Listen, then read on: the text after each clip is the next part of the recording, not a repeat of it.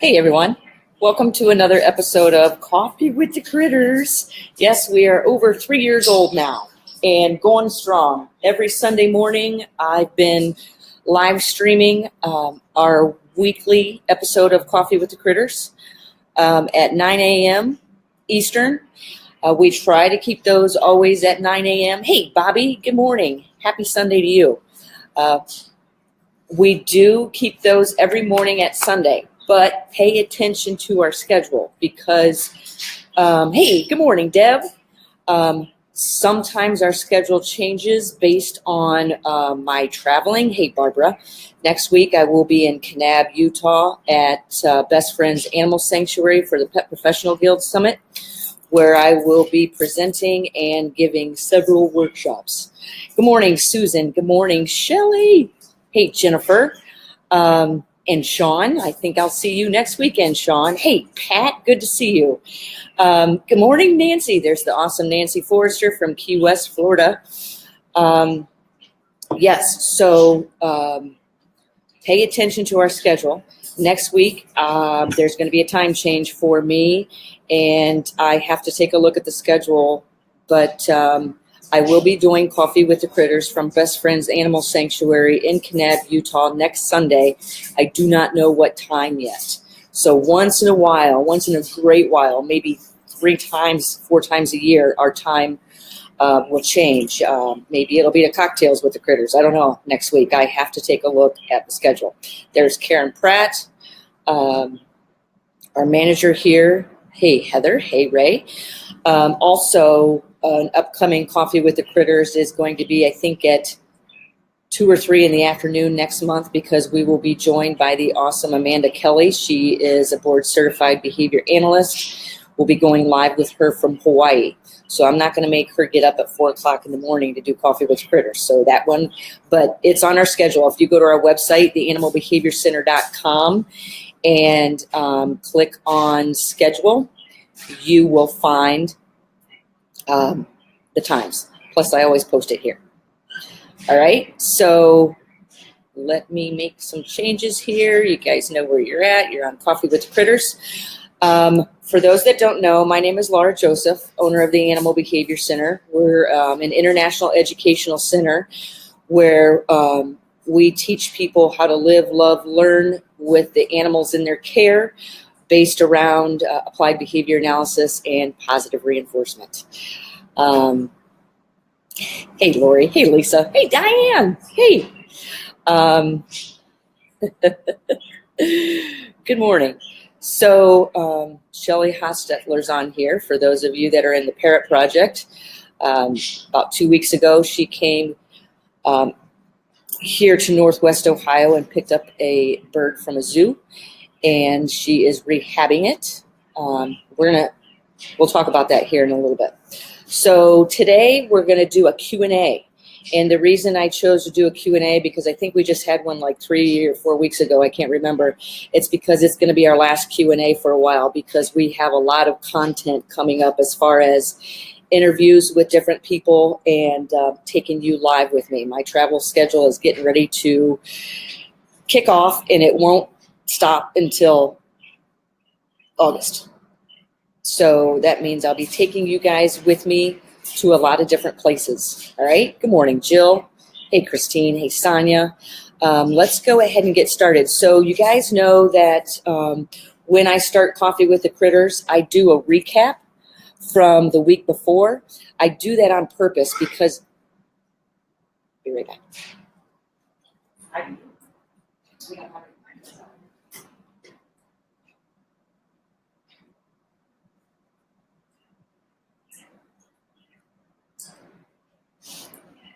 I made a few environmental arrangements before we got started so we can have as much peace and quiet as possible, even though you guys are the ones that want to hear the noise. Where's Rico? There he is.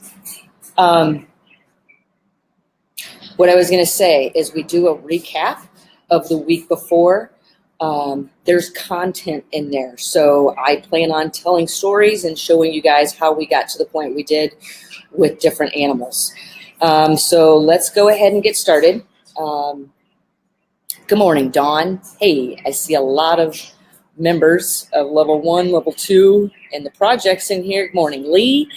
All right, so next week I will be in Kanab, Utah. I just mentioned that at the Best Friends Animal Society, the Pet Professional Guild Summit. I know a couple of you on here I will be seeing. I think, Sean, I'll see you again next. I'm going to see you for the next couple weeks. And then I get to meet Jude Jensen. She's a member of the Parrot Project and I believe level 1, so I'll be seeing her out there. I also want to say that our upcoming enrichment workshop registration is now closed. We've got a nice group of people coming. Love environmental arrangement ahead of time, Nancy. Yeah, ROCKY. Hang on.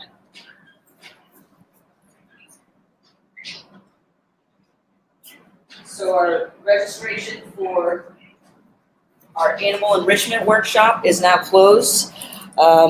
We did get good feedback about it, and we're going to do it again next year. We're going to do it a little different.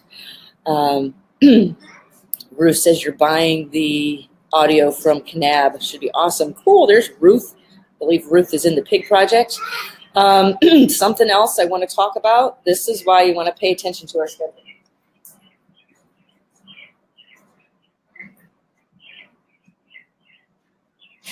A week after I get back from Kanab, we're having the enrichment workshop. So maybe we'll do a coffee with the critters from the attendees of the enrichment workshop. And then the following week, we have Bonnie Zimmerman coming into town. She's the director of the Indonesian Parrot Project. She is coming to stay with me for a weekend. Put your pants on because we're going to be doing a lot of live streams. Yeah, so we're also having a fundraiser, cocktails with the, I was going to say cocktails with the critters. I was like, that's not right. That's my show. Cocktails and Canvas fundraiser for the Indonesian Parrot Project. Bonnie's going to be giving a talk. Seating is limited. It's still open. This is the picture we're going to be painting. Everybody's going to be painting. Good morning, Jeannie. Hey, everybody. Yeah. This is the picture we're going to be painting of Rocky, our Moluccan cockatoo. And he will be making an appearance out here as well. This is one of the few events that we have every year where we open our doors to the public.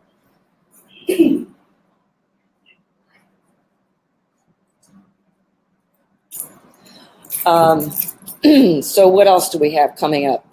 I told you about our live streams. We've got a live stream coming up. We've got a lot of live streams in our projects and our membership. We got a live stream coming up this week in level 1 with Terry James, another member of the Pet Professional Guild. Why do I have the Pig Project on there right now? For those of you that don't know that are members of the Pig Project, we have, you asked for it, we got it, Dr. Corrigan, also known as Dr. Kathy Zolikani. We're going to be doing a live stream interview with her in the Pig Project. Level 2, we're going to start talking pretty in depth about different topics in the world of behavior and training. Okay, and with that being said, good morning, Sin.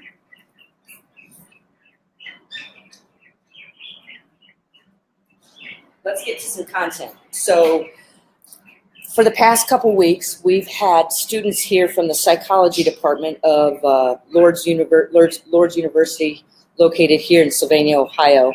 They're talking about applied behavior analysis, and they wanted to collaborate with us to get their students some hands-on application. And that's what we do here, is we teach people about understanding behavior and applied behavior analysis through working with animals. So we've been getting great feedback. But here is Colin on the left and Chuck on the right. This was last weekend. And this is the importance of target training. So we're target training. I'm teaching them.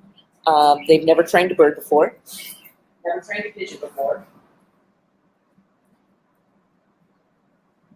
Cello was showing signs of being nervous of them. And Cello is our roller pigeon seen in that photo. Let me see, how do I do to make this bigger? No, not that. There we go.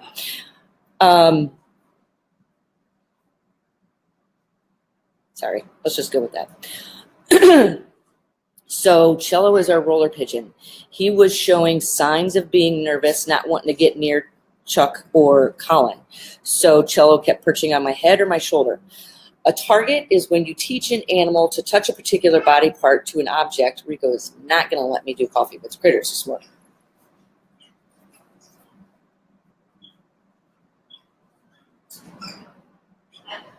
We do so much target training here. When you ask a dog to sit, your target training, it means I want both butt cheeks, body part, touching a particular object, floor. When I call a raptor to my glove, that's target training, meaning I want 2 feet right here. Here we were replicating a scale. And anyways, they didn't understand body language. And the reason I picked this particular photo to show you guys today, Colin's using a target stick, and we're asking, I shape that, and I always shape in new people to get closer. That's why we have Rico on his station back here. Hi. He's stationing. Station is a target with duration. So I have 2 feet on this perch, and we do this on purpose. I am reinforcing him with an intermittent schedule of reinforcement. Having these college students in here has been great for many different reasons because it keeps your animal used to change. And I'm going to show you some upcoming changes that have happened here this week. Look at this body language. Can you see that? Let me ask you guys. Can you still hear me? If this photo is on, can you guys hear me? Can somebody just type in a yes or a no? I guess if you can't hear me, you're not going to be able to respond. Let me know if you can hear me because I'd like to make, hi Rico, I want to make that screen bigger for you guys. Hey Christine. So we start, okay, yep, thank you. So let me go back to that. So what we did is we started with them interacting. Cello already knows what to do with this target stick, to touch it. So we started with off-contact training. And they would ask Cello to touch his beak to the target stick, and they would bridge, I would reinforce. And then slowly, Colin, once we showed Cello, we're not going to force you to do anything. You have, obviously, he's in a 10,000 square foot center. He has the opportunity to fly away at any time. But take a look at that body language. So those of you that know me know that I train for a lot of zoos as well. I will take the same approach with different animals because if I don't know a particular body language, a particular animal, if I'm not familiar, I'm going to start with target training because I told Colin, pretend like Cello is a gorilla, okay? I told Colin right there, if that was a gorilla, there would be cage bars between us, but I told Colin right here in this photo, pay attention to the body language. When you're asking him to touch the target stick, what's that body language show? Because in this, obviously that toy didn't last very long with Rocky. This body language right here, Cello is communicating with him. And what Cello is saying right now is, slow down. I'm not sure of what you're getting ready to do. I'm getting ready to fly away. So I pointed out to Colin right here. I was like, pay attention because that Cello is telling you something. Something else we paid attention to was, let me grab a target stick because I want to show you.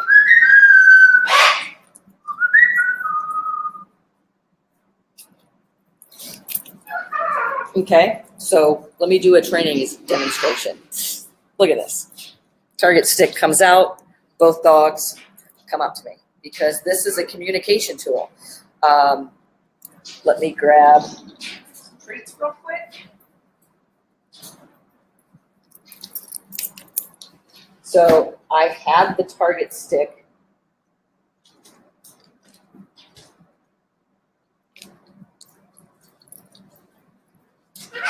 This is a communication tool. Let me get some distance here. okay? When I'm not using it, it is tucked like this, okay? I'm not using it, it's tucked like this. This is what we talk about a lot in training is contingency, teaching the animal, if this, then this, all right? So they're both sitting here watching me. So watch how I use it, okay? I pull it out, I got attention. It's a great communication tool. Rico.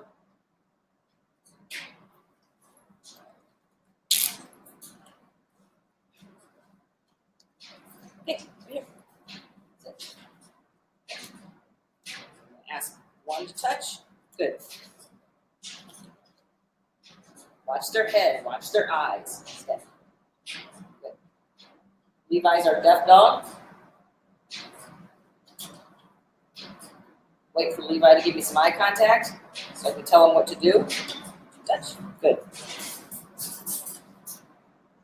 That is how I use a target stick. This is what we're going to be doing next week in Canab, one of my workshops.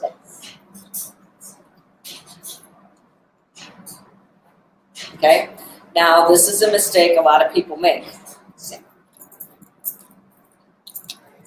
And this is what I was pointing out to Colin and Chuck last week.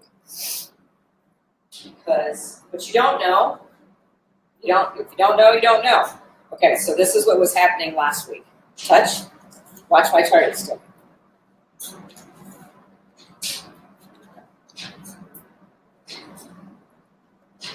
Okay, you guys ready? All right, see all this miscommunication and confusion happening? Sorry, you guys are doing good.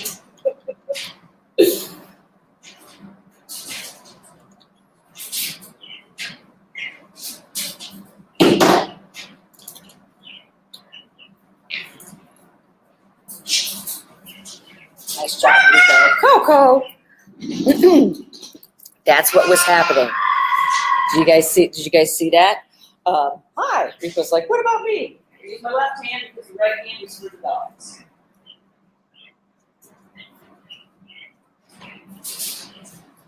All right. So a lot of people will tell me when I first start teaching a target. A lot of people will tell me, wow, this is like a magic wand. I was like, there's no magic about it. It's called science. There's no magic about it.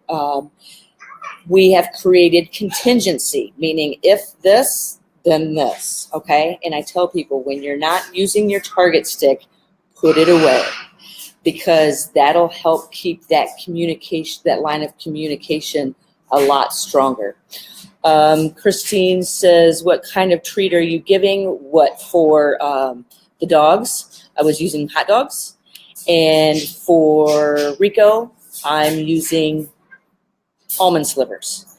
Here's the thing about working with reinforcers. They're not always food. Here, a lot of times they're food, but a lot of times you work with animals where they're not going to work for food. We were just talking about this week that I've worked with such high-stressed animals that they would not defecate, urinate, or eat in front of me. So I have to find other reinforcers. So whatever, Deb. Guess we'll see Deb Jones here in 2 weeks, along with Sean and Shelly and a couple other people. I need goats. You know what, Deb? We can probably get some. We can get some baby goats for our October workshop. Deb Jones and I are having an upcoming workshop in October, the second week, where we'll be presenting together. I've had goats here in a workshop before. I see how they poop. That's why I don't have goats. Before I bring any animal in here, go. I'm always like, okay, how does that animal defecate? Because that I don't want to be cleaning it up. You ever train a red-tailed hawk? Yeah, that's why we don't have one. Okay, so Deb, if you shoot me a message and remind me, I can probably get some baby goats here for the workshop in October. with a couple other things, right? Maybe we'll see. Okay, so back to that photo, all right? So that's what I was telling Colin, because he was holding the target stick like this. So the target stick's pointing out here while he's getting the treats. And I'm seeing Cello going like this. Cello started hopping off the block. And I was like, he's just following your target stick. He thinks you're still asking him to train him. So that's why that's where that miscommunication can happen. So when I just got done training the dogs, I was pretending like I was talking with my hands. And you saw the dogs start to lose position and they started chasing the target stick. Okay. So if you are training an animal that has a history, if you're trying to counter condition some behaviors labeled as aggressive, waving that target stick around, miscommunicating to that animal may no longer understand contingencies, you're probably going to reinforce behavior labeled as aggressive. Lisa says her cat insists on watching this broadcast. Deb Jones does some cat training. Just taking a look at your comments. So you know who identifies, oops, sorry, I didn't mean to put Carrie's up there. You know who identifies the reinforcer? It's always the animal, never us. And you don't reinforce an animal, you reinforce behavior. You don't punish an animal, you punish behavior.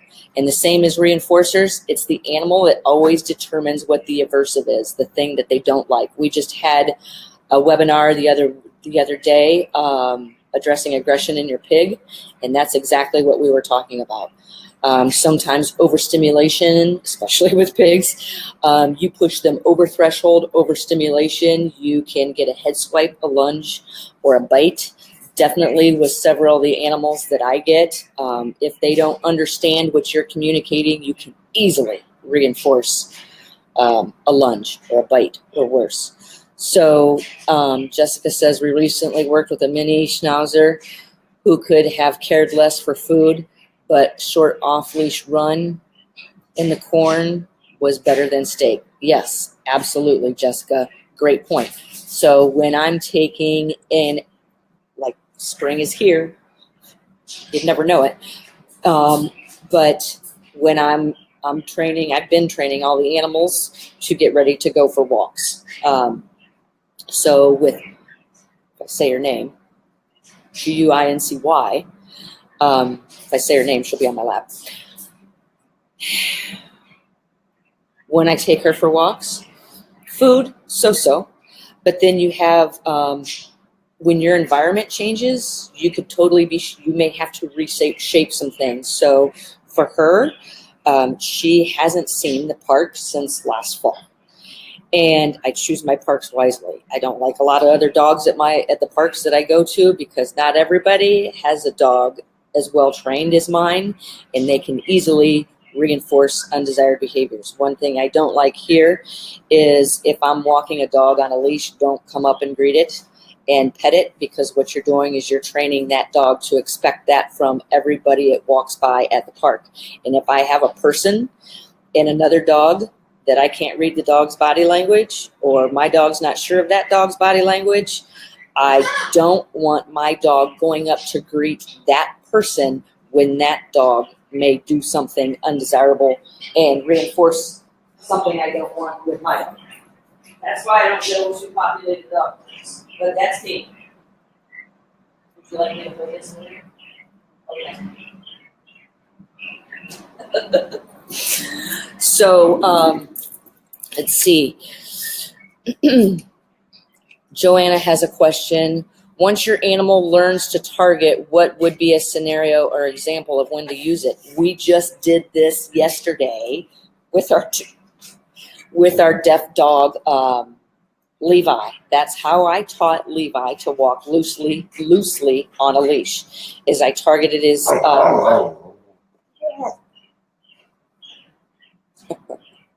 Somebody wants to get on camera. I taught him to target to the target stick, while I was walking, that's how I taught him to heel. And then I transferred that target to my hand, and then I slowly faded out my hand. Another area where target stick comes in very handy is when, watch, let me just show you. I can tell you, or I can show you. Let me just show you. Where do we want to go here? Let me turn this around this way.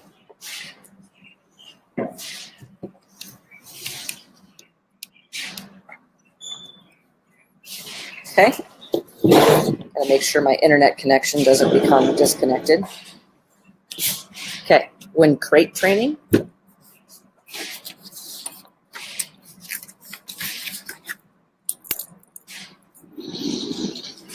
do you think, Rico? Please, Rico. Just stay. Tell him Levi to stay.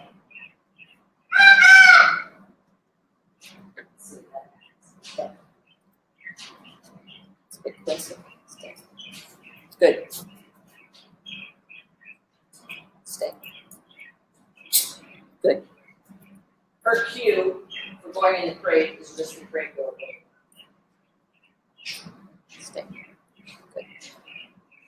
Stay.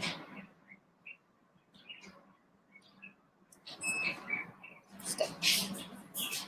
So if she's trained to touch the target stick, I can get her to go in the crate. Good.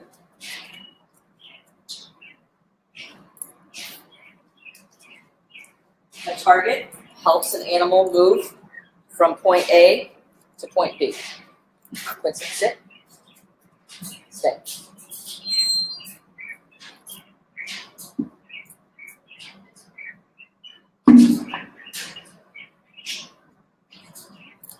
Touch. I'm not giving her enough room to come out. Good.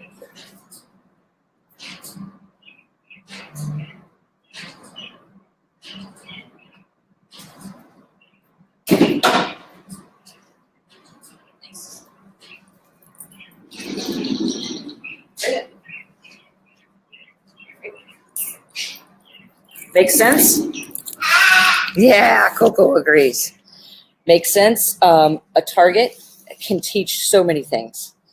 And one is to get an animal to move from point A to point B. Got to get Rico back on screen. That's one of many, many areas. Okay, so let's take another question. Beth, hey Beth, I think you're a recent member of the Parrot Project. Is that correct, Beth? Any replacements for a parrot with fear or aggression to sticks? Yes, Beth, if you're in the Parrot Project, we are working on that with Coco. So go into the Parrot Project and do a search for Coco. And you'll see that, I'm glad you brought that up. You'll see a lot of work with fear, reinforcing aggressive behaviors with a stick. So we had to shape that with Coco and something else. So be specific. Is Coco afraid of sticks? No, or brooms. Okay, so there's a large stick. Behavior doesn't lie. We were just talking about this the other day. Is I can often tell when negative reinforcement and positive punishers, aversives, have been used on an animal to control behavior. I can tell by reading their body language. If I cannot read their body language, I'm going to train them to understand, because training is teaching. I'm going to train them so I can better understand what fear looks like. And most behaviors labeled as aggressive are reinforced out of fear.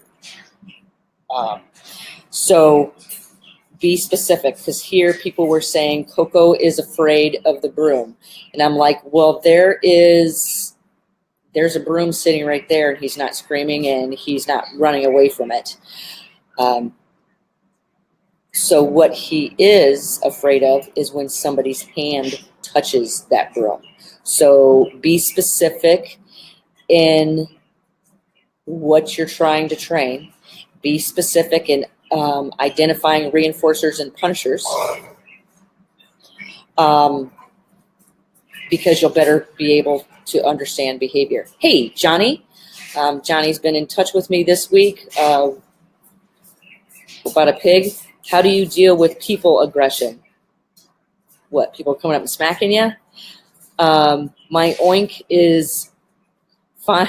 Her pig is fine with her, but being in his room and even in his cage, he's sleeping. But if anyone else in the room, whether he's eating or not, he jumps and snaps at them. Johnny, we're talking about this in the pig project right now. We just had the webinar on addressing aggression with your pig. That's why I tell people, I mean, I could sit here and talk to you for hours about it, Johnny. People with pigs as companions, the number one behavior issue is behaviors labeled as aggressive, such as if anybody in here wants to get a pig, just do your research. Do your research. We have Milo, the pig, in the other room, and we've had some recent incidences with some head swiping and some lunging, and we even caught that on a live stream. And we walked everybody through how to change this. It took a lot of focus, a couple of weeks of training, but we counter-conditioned it, and we haven't had an issue with it since. So a lot of people with pigs as companions, most every pig I know prefers very warm environments. And if they're used to those, they do not like to go out in this weather, which is probably 30-some degrees and raining here. They do not like to go outside in this weather. So what happens is you get a lot of pigs that stay inside in unchanging environments throughout the winter. And that can cause them not to be as social. Unchanging environments, not keeping them used to change. I see a lot of, which can be fear-based, aggressive behaviors developing. So, Johnny, I have something for you, so hang on. Keep your animals, I don't care what animal it is, keep it used to change. And keep it used to change, reinforce calm, move at the pig's pace, any animal's pace, and keep them socialized. That's why we're starting to take Milo back on different outings, okay? So let's move on to the next photo, all right? So having the students here, we have, I would say, 10 volunteers. We're getting ready to go up to 11. We have 10 volunteers here. The students from Lourdes University coming in has been a great benefit to us because it's constantly changing students, changing faces, changing clothes. As you see in this photo, I think Colin has a baseball hat on and Chuck has a hat, a cap on. And they're like, should we take this off? And I'm like, no, let's just shape calm around, let's shape calm and reinforce calm in close proximity. Use your reinforcers. Food is not going to work in this situation because if these animals are afraid of you, they're not coming close enough to you to take food.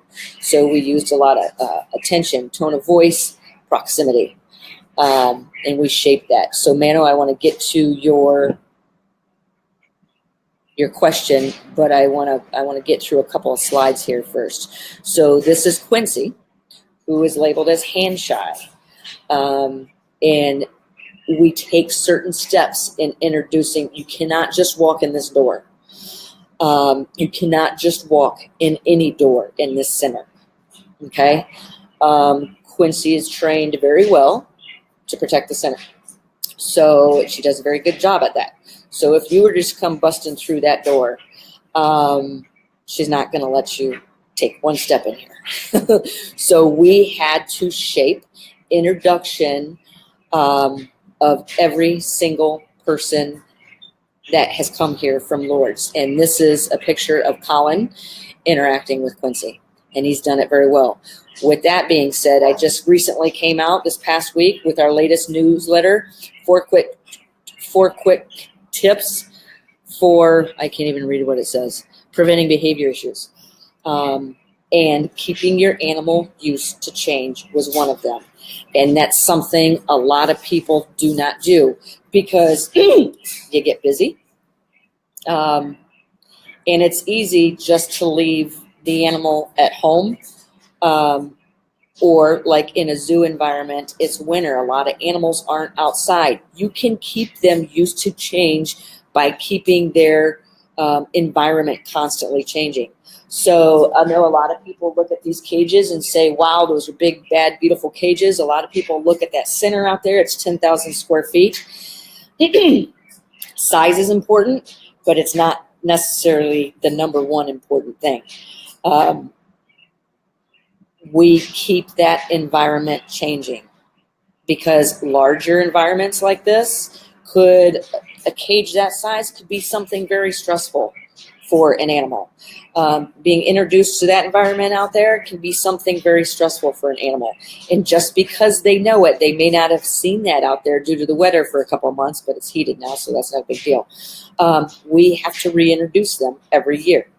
A lot of times people take too big of steps and say, you should know this. Well, the animal's telling you through their body language that I am not comfortable with this. If you keep pushing that animal, you're going to see a lot of different things. There's 4 main side effects to using aversives to control behavior, and one is increased aggression. Another one is apathy, lethargy.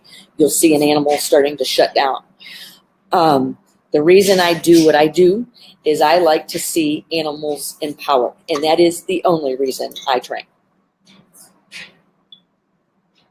I lied. No, I like to show other people how to empower the animals in their care. So I want to go back to what Mano said. Where are you, Mano? Don't know if you got the video questions I sent last night, but perhaps I could use a target stick to get Bellatrix to fly from perch to perch. Sure. I didn't see your question from last night, Mano. I'll have to go take a look at it. Bellatrix is Ohio Nature Education's Eurasian Eagle Owl ambassador. You could use a target stick. You may not even need a target stick, Mano. You can use, so a target is an object that you want an animal to touch a particular body part to. Like with Willie, the education turkey vulture, I target the beak, believe it or not, to my finger, my gloved finger, okay? Here's another incident. I don't care what the animal is. If I say turkey vulture, put your dog in that place, all right? When I first started training Willoughby, the education turkey vulture here for training from Nature's Nurseries Wildlife Rehabilitation Center, I couldn't get in her enclosure. She has a long history of jumping on people's heads and watching them scream and run around. That was her enrichment, and rightfully so. Once I could get in her enclosure, my end goal was to get her to fly to my glove. That's a target. I want 2 feet right here. But okay, so you have a 5-pound turkey vulture on your glove that when you're holding it, it stands to about right here. Well, where's its beak? Right at my eye level, okay? I want to be able to understand that animal's body language. I want to know what I'm not comfortable looks like, because if I'm not comfortable is standing right here, boom, this could happen, okay? So before, use this with your dogs if you're dealing with dog-on-dog aggression or reactivity. Okay, so I've got my 100-pound dog on my glove, all right? That's right, Rocky. If I'm not sure of her body language, and you can feel body language, you don't even have to see it, you can feel it. That's why I like working with the leather glove, because if she's, I really want to reinforce that. What are you doing, Chucklehead?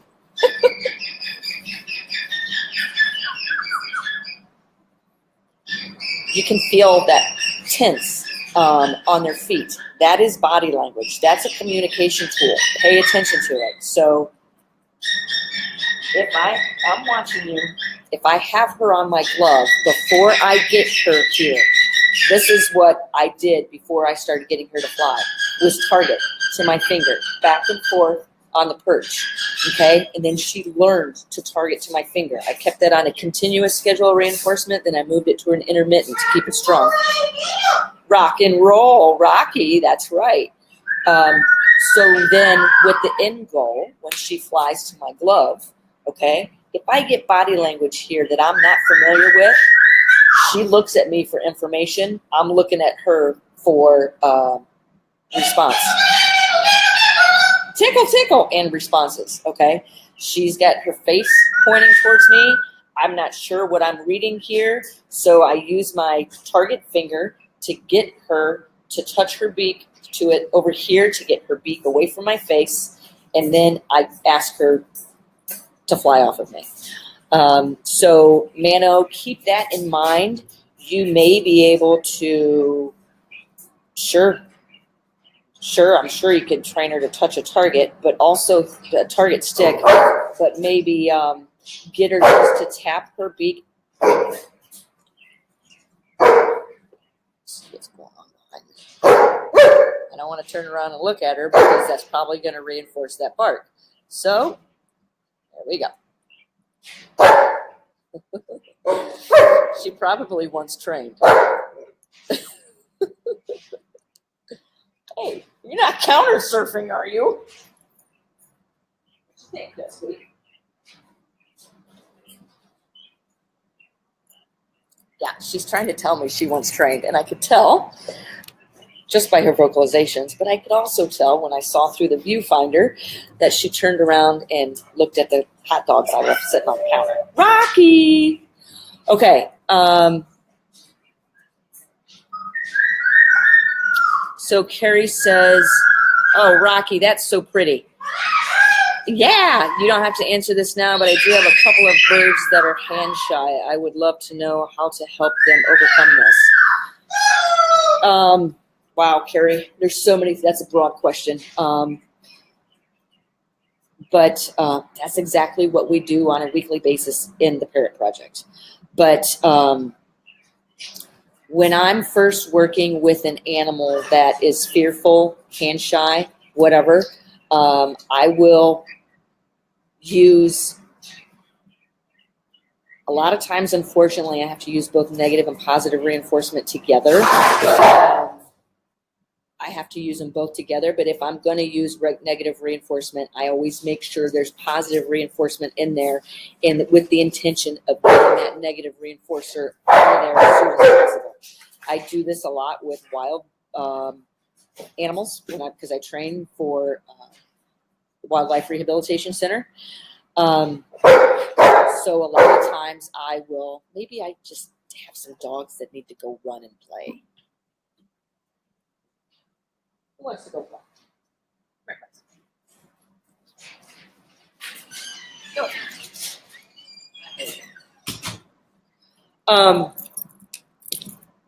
So using negative and positive reinforcement together. Negative reinforcement is you get a behavior you want. The animal gives you the behavior to escape, avoid a consequence. I try to stay as far away from negative reinforcement as possible because it's paired with me. Okay? So, Carrie, one approach would be find a way to get that reinforcer to that animal from a distance. And here's another thing. Always pair that reinforcer with yourself. That's what I do. Because soon, don't push your animal past their comfort level while doing this, or you're gonna punish your work. You're gonna poison the cue, meaning you're pairing yourself with something the animal doesn't like. So a lot of times, I know in level 2, we did this with a monogonone, a monkey that I was told doesn't like females, and I was like, well, I was gonna like this one pretty soon. And she ended up. I couldn't get a reinforcer to her, okay, without her lunging or trying to bite me or whatever. So I used a PVC pipe, and I delivered that reinforcer through the PVC pipe. So I didn't even have to touch her. But soon, every single time I approached her, I delivered a positive reinforcer. Negative reinforcement could be the animal stays there for you to go away. Okay? Escape avoidance behavior. So, let's say let's train you. This is my beautiful word. Okay? If I can find what I would do if I want to teach him to station every single time he stations, I may put a movable dish over here. I bridge, reinforce from over here. Walk away. Your walking away is the negative reinforcer, okay? If that animal is afraid of you, I could get the animal to station where I want it to for the delivery of the positive reinforcer, and then here's the negative reinforcer, okay? If I stay perched, she will leave, okay? With the intention that I want to fade out that negative reinforcer. So pretty soon, if you're fluent, and if you're really using a positive reinforcer, does that positive reinforcer match the behavior that you're asking? Then if you do that every single time, and the environment changes, so your reinforcers may have to change. You do that every single time because you're pairing yourself with the delivery of the positive reinforcer. Pretty soon, you won't have to use negative reinforcement anymore. That animal now has a new reinforcer, positive reinforcer, the opportunity to engage with you. I see that a lot. That's the steps I usually have to take when I'm training wild animals. Okay, so Rhonda says, hey Rhonda, would you start with desensitization to hands and counter conditioning, hands always being good things? Yeah, immediately. My hands are always good things here, okay? That's why I tell people, take everything in the animal's environment that's awesome and put it in your pocket and deliver the same amount throughout the day for the things you want to see maintain or increase. That's why we always tell people, be your animal's deliverer of awesomeness, all right? So here's an example of keeping your animal used to change. This is Cash. He's not even a year old yet. He comes in for training 3 times a week, soon to be 2 times through the summer. But he's never been on that table before. That table was given to us by the awesome Deb Jones, and it's been sitting there, and I was like, let's use this thing. So this is something new for Cash. Does he have to be on that table? No, but I'm trying to teach him like body awareness. So that is a big dog. Cash is 75 pounds. That's a small table for him. So he's got to really focus on where his feet are. So we shaped this behavior. That's an example of keeping your animal used to change. That's a great example of it's a focus and control exercise. People are like, I'll do focus and control exercises here all the time. My training sessions are short. And people are like, why are you training this? What is it teaching? And I was like, it's teaching the animal to focus on me. What am I asking you? And it's providing a great amount of mental and physical stimulation, enrichment via training for that animal. Keep your sessions short. I'll train anywhere from 5 seconds to usually 1.5 minutes. And but keep those frequent. Okay, that's the importance. A lot of times people make their training sessions way too long, and pairing it with the length of your training session could actually be a positive puncture. Okay, the animal's done cashed out a long time ago, and you still keep sitting here pushing. Come on, you know this. So the duration, the length of your training sessions could actually punish what you're trying to train. Okay, so this is Angie. Angie is a volunteer here, and she wanted to start working with Coco. This is Coco. our 28-plus-year-old umbrella cockatoo that recently came to us from a zoo. And I need other people interacting with the animals here, all of them, because I can't train. Studies show that if you're actually using positive reinforcement training, it's the animal's preferred form of enrichment. I can't be training all the time. I don't have the time. There's a lot of animals here that need trained. So we're moving a lot of our volunteers into training positions. We have been for a while, since last September. So Coco will bite. Coco will bite anybody the first chance he can get if you do not pay attention to his body language. Okay, so here I'm teaching Angie how to focus on Coco's body language, what to look for, what to read. Coco's giving her, a bird is usually not going to turn its back on you if it wants to attack you. Okay, this is a behavior that I've trained with Coco throughout the past year and a half that I've had him. Okay, so I'm sitting here working with Angie saying, now you can move in. To start by touching him on the back of the neck, because Coco is an animal that if he gets overexcited, boom, he will turn and bite you so fast you don't even know you'll know you've been bit, because you'll feel the blood running. Here is a couple of more things that happened this week. You guys know that we're collaborating with the Autism Model School, and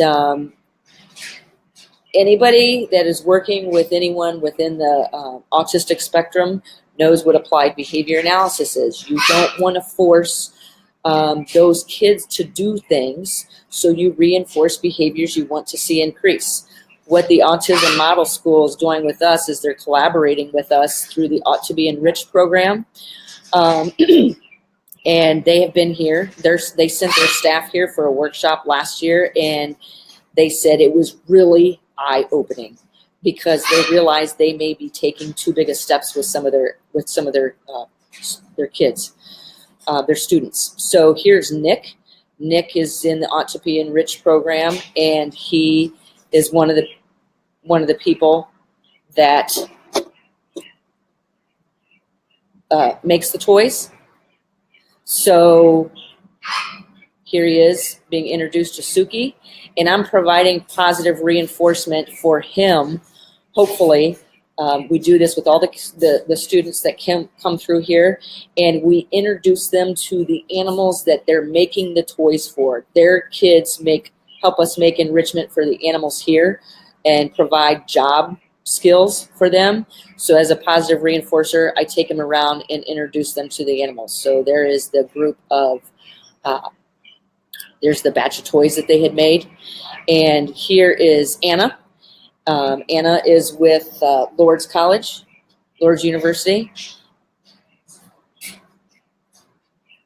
And they, all of a sudden, I am not able to see anybody's comments. Not sure what's going on. So Anna is going to be one of our new volunteers. Here we're working with Abby. This is the bird that Shelley Hochstetler came to get. Abby was mutilating. And so we quickly put a behavior modification plan in place. Shelley has taken him back to her home, and we're working together on getting Abby to stop mutilating, and we're doing that through training and foraging. You can find out more about that on the Parrot Project, where we do weekly live streams, monthly Q&As. It's very interactive, and it's very popular. Wow, okay. I guess none of my photos are working anymore. But anyways, let's go ahead and end it there for the week. I'm having some complications with my photos. We'll do another Q&A soon. If you guys have, oh, there all of a sudden it started working again. Okay. So here is Amada. Amada has changed her hair.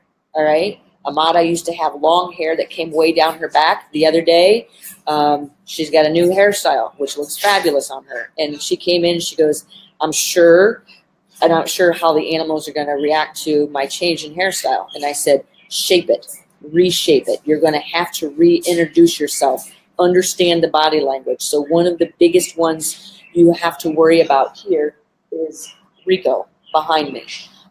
So this is a picture of her reintroducing herself to Rico. Okay.